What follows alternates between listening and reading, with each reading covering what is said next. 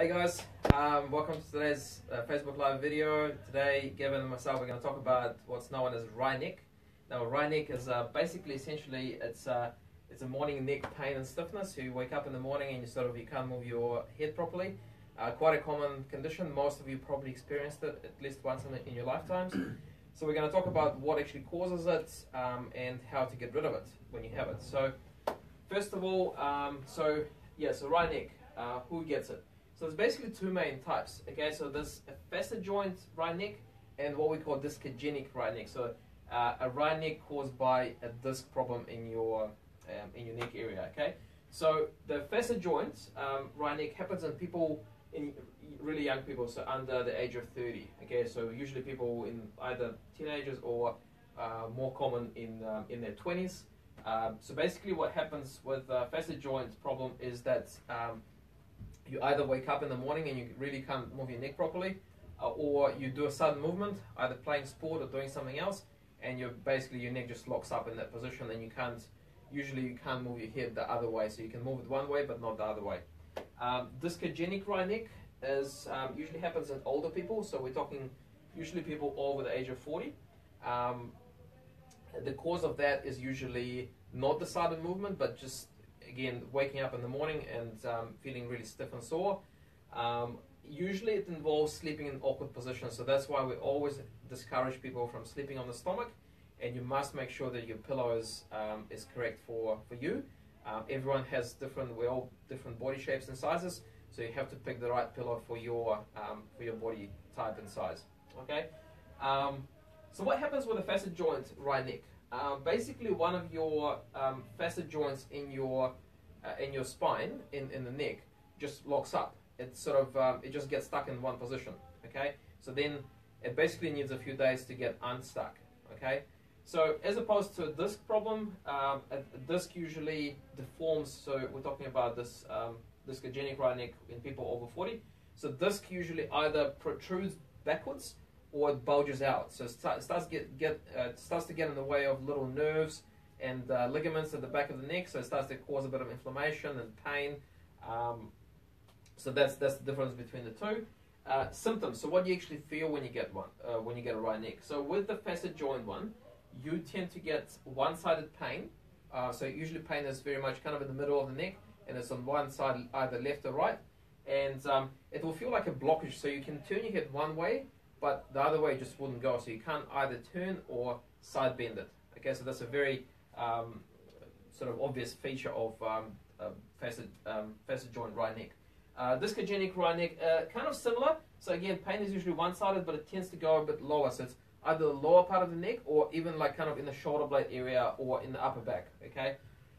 Again, blockage, but this blockage of movement is a little bit more limited by pain. So you can actually physically go the opposite way, but it's just too painful to do. And quite often with discogenic wry neck, because the nerves are involved, you get referring pain into your arm. So you get radiating pain, can go down to the elbow, sometimes even goes to your hand as well. So that if you get those symptoms, you probably have a discogenic wry neck. Treatment with the facet joints, so again, younger people, if they go and see a physio, which you probably should if you have one of those, what we tend to do is we mobilize the joints. So we apply a bit of pressure on the joints to get them moving, to free them up. We do a bit of massage to relieve muscle tension and muscle spasm. We teach you how to kind of keep yourself in the right position. It's very important to maintain the right posture. We'll give you some stretches.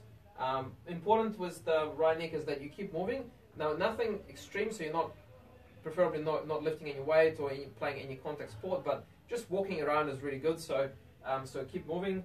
And if it's quite bad, maybe you need to go and see a doctor and get some pain medication, just so that you can actually maintain an activity level. So the more you move, the better it gets. But sometimes to be able to move, you actually need some pain relief. Again, don't take any pain medication unless you consult with your doctor. Okay.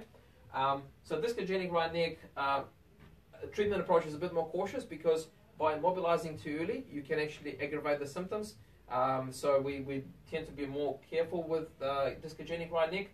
The aim of the treatment is to actually deload or to realign the disc, to basically push it back into normal position. Okay, so the special techniques we have in physio that help to do that. Basically increasing range of motion so you can so we can move it a bit freer. We do a bit of massage to relax the muscles. Again, you need to keep moving, but carefully. If you feel like you do something and it causes a lot of pain, you probably need to back off a little bit. Again, pain medications, if you need it, go and see a doctor to get prescription. For both facet joint and disc problems, strengthening and lengthening the muscles in the neck is very important. Now, Gavin is going to cover this aspect a little bit later. And just finally, how long does it take to get rid of either facet joint or discogenic right neck? Now, for younger people, facet joint, right neck, it could take as little as 1 to 2 days. Once you start moving, especially if you go and see a physio and you get those joints mobilized, sometimes it takes 1 to 2 days. Could take up to a week. Sometimes it can take a bit longer, but most of the time it will get better within a week. Okay, as opposed to discogenic right neck, takes a lot longer. Okay, because the disc is involved, it's a bit more serious. So it varies depending on the severity, but it's not uncommon for it to take 6 weeks. Okay, sometimes longer than 6 weeks. Okay, if it doesn't go away within a few days, you definitely should go and see a health professional. But yeah, generally speaking, discogenic right neck takes longer to get better. Now I'll let Gavin cover the rehab phase of the treatment. Hey guys, how you doing? So obviously I've done a little bit of a drawing on the board there just to give you an idea where the muscles that we need to strengthen are. Okay, and when you got this sort of neck injury, you need to sort of stabilize the whole the whole scapula, which is your shoulder blades and the upper back area. So obviously the pain is caused by weakness in the upper back, I guess, and because we spend a lot of time sitting down, rounded shoulders, they get very, very weak, and we need to obviously strengthen that up to prevent this happening again, and obviously to make the neck stronger anyway. So if you look at my little drawing here, if you can understand, I'm going to demonstrate on Alex in a minute anyway, just give you a bit of an idea. But you got the upper trap muscles there, and they pull the scapula up that way, and you got the lower traps, and they come over the top, and they pull it down that way, and you got the sartorius anterior muscle, which comes underneath there. So if you see people are really, really lean, they got the sort of fish scale muscles there. That's the muscle that we're talking about. So if Alex look at the board for me, I'll just demonstrate on him quickly. So obviously you got a shirt on, but the muscles we're talking about, we're looking at his shoulder blade that comes down underneath there. That muscle will run up the top there into the neck. The other one will come down into the spinal lower back, and then obviously, as I said, this sartorius anterior will come underneath. Excuse me.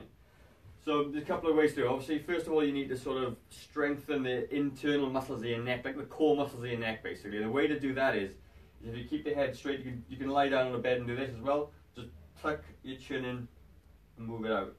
Tuck it in and move it out. And what that's going to do is going to get those muscles to work inside the neck, just to give it some support. That's one of the first things you're going to do. Then you're going to try and strengthen these muscles by scapular stabilization. So I've got a band set up down here. So what you'll find is that when the upper muscles of the back, if you can keep the arms straight and just move the shoulders back and forth, that's the sort of movement we want to be looking for. But you need to add a little bit of resistance. So I use these tubing, as I like to use.